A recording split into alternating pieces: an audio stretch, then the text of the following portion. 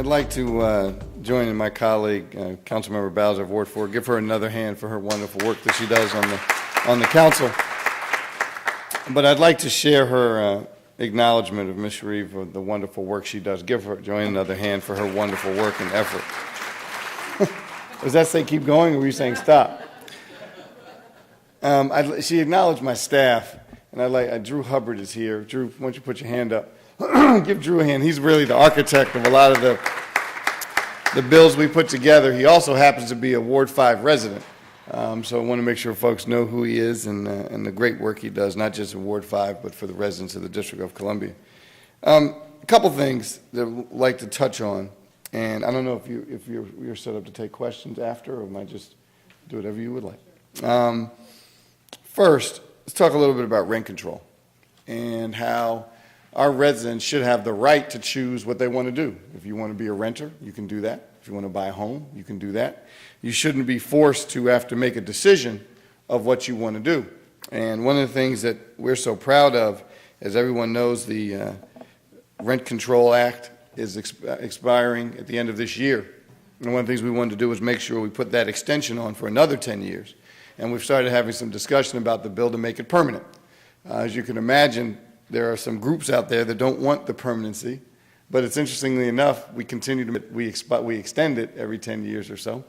But we're going to make sure that it continues to stay strong and folks continue to feel that they have the right to do whatever they like to do in this city in a rent control environment.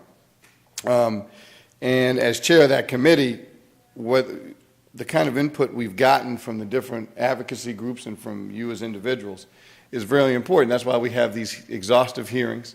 By the way, if you ever cannot sleep at night, just turn on channel 13 and you can get right to sleep.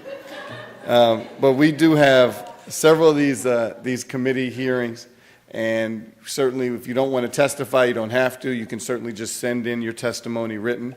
You can just call us and tell us some points you'd like us to address if you're not one to sit in front of that table and speak. So we'd like to get as much input as possible from folks that this bill will affect. We've had several roundtables. Even when we were in recess this summer, we wanted to make sure that we were still doing our work.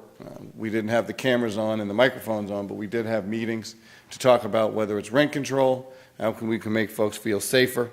And as we segue into that, as I mentioned, that a lot of folks, you have the right to do whatever you want to do. Again, you can rent, you can buy a home. If you choose to do that, one of the things we're working on is trying to figure out how to redefine what affordable housing means. Because until we redefine what affordable housing is, $320,000 for a two-bedroom condominium is not affordable housing.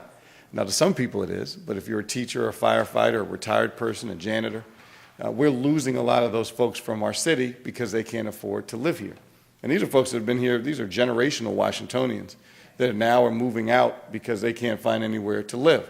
So we have to figure out how to redefine what affordable means. Now, for example, the AMI, the area median income, for those who do not know, I know most of you know what that is. It's about how it's calculated how much housing should be or what the median cost should be. The problem for the District of Columbia is the surrounding counties count in our AMI. So that means Fairfax, Arlington, Montgomery County, Prince George's all kind of count into our calculation, which sends our numbers upward, rather than just having our own AMI here in the District of Columbia. So that's part of what we're trying to do as we redefine, is to make sure folks know that here in the District of Columbia, we have different income tests, different income means. We have different kind of economic diversity here. So what we're trying to do is make sure that we take care of our residents, so those folks that I just mentioned, teachers, police officers, firefighters, retired people, can afford to live here. As everyone knows, gentrification is alive and well here in the District of Columbia. And I don't think gentrification is a bad word as long as you don't displace people when you're gentrifying neighborhoods. And that has to be the distinction that's made, because I think what's occurring is a lot of folks feel that they're not welcome in their own communities anymore when the stores come, when new residents come. And that's fine and dandy, and I don't think anyone wants to put walls up around our city. Come one, come all. We need as many residents as possible. But you shouldn't have to kick out some of our long-term residents to make room for the new folks. You can do both. You can have economic diversity. And look at some of the great older industrial cities in America, Philadelphia, New York, Detroit, Chicago, Los Angeles. that have economic diversity in their cities. You can go in New York City and police officers live there as well as millionaires. And so we have to figure out how to make sure folks feel welcome. So we are going to have a hearing in October related to how we're going to deal with the AMI issue and affordable housing. And again, we'd love to get your input on how to move that bill through the legislative process. A lot of things we've heard over the last year or so are also issues related to housing code violations and regulations. And are people being treated fairly in all parts of the city?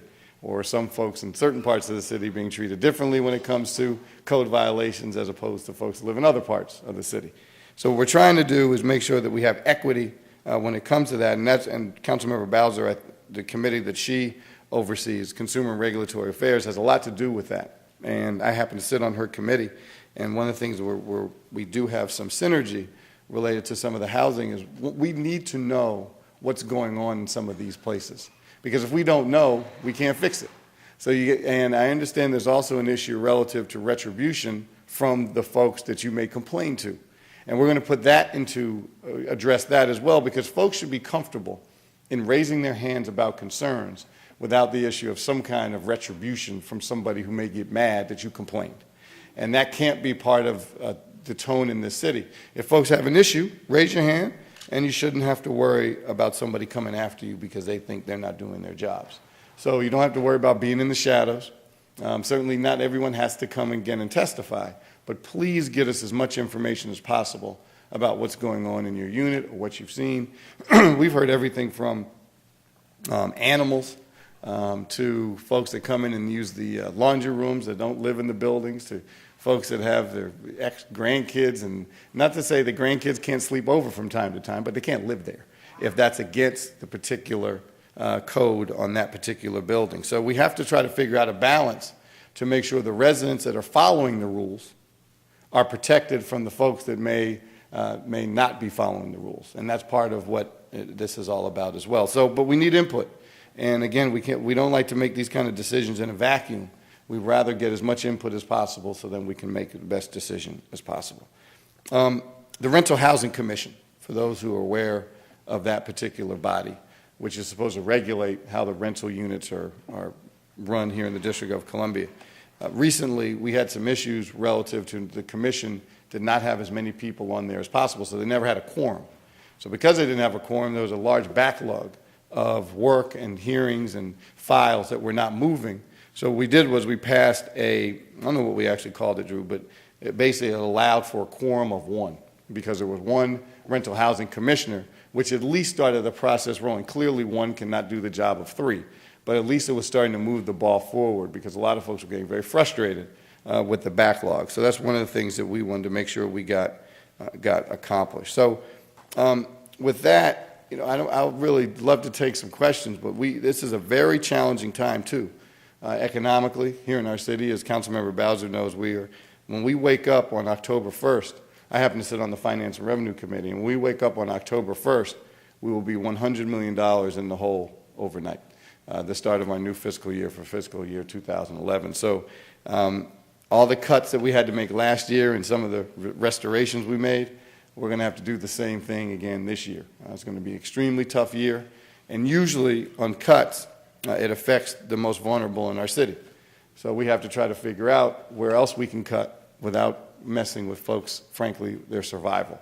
Because a lot of folks depend on government to survive. And we need to make sure that we don't cut too much where we lose a lot of our folks. And so we have a lot of work to do, some challenging times, but good times too, relative to making sure that the rental market is preserved and that folks feel comfortable in rent control housing and that they know they have it available to them.